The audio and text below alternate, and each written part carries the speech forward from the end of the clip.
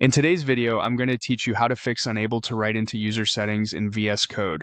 If you've run into the message that says unable to write into user settings, it usually means your main settings file is locked, corrupted, or stuck with permissions your current session can't use. The quickest, cleanest fix is to remove that file so Visual Studio Code can recreate a fresh copy. Start on your Windows desktop so we're all in the same place. We're heading straight to the folder where VS Code keeps your user level preferences. To get there fast, press the Windows key and R together on your keyboard.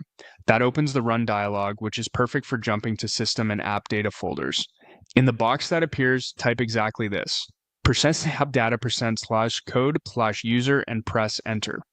The percent signs tell Windows to expand that to your roaming app data directory, which is where VS Code stores your personal configuration. After you hit Enter, File Explorer will open in the user folder for VS Code. Inside this folder, look for a file named settings.json.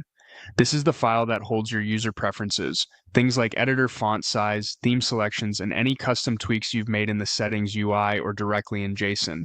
When this file gets corrupted or locked, VS Code can't save changes, which triggers that error. Next, right-click Settings to JSON and choose Delete. This sends the file to the recycle bin, so you can still recover it if you need to. Deleting it removes only your user-level settings, not your projects, extensions, or workspace-specific configurations. Think of it as a reset for your personal preferences so VS Code can start fresh. Now open Visual Studio Code. When VS Code doesn't find a user settings file, it will automatically recreate a new, clean settings JSON the next time it needs to save a preference. From here, try changing a setting through the settings UI to confirm everything saves correctly. If you had customizations you care about, you can reapply them gradually through the settings panel to avoid reintroducing a bad entry. That's it.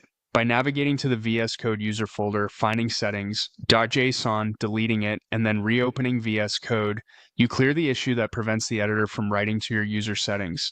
This approach keeps your projects and extensions intact while resolving the permissions or corruption problem at the root. Thanks for watching, and I hope this helped you get back to coding without that error getting in the way.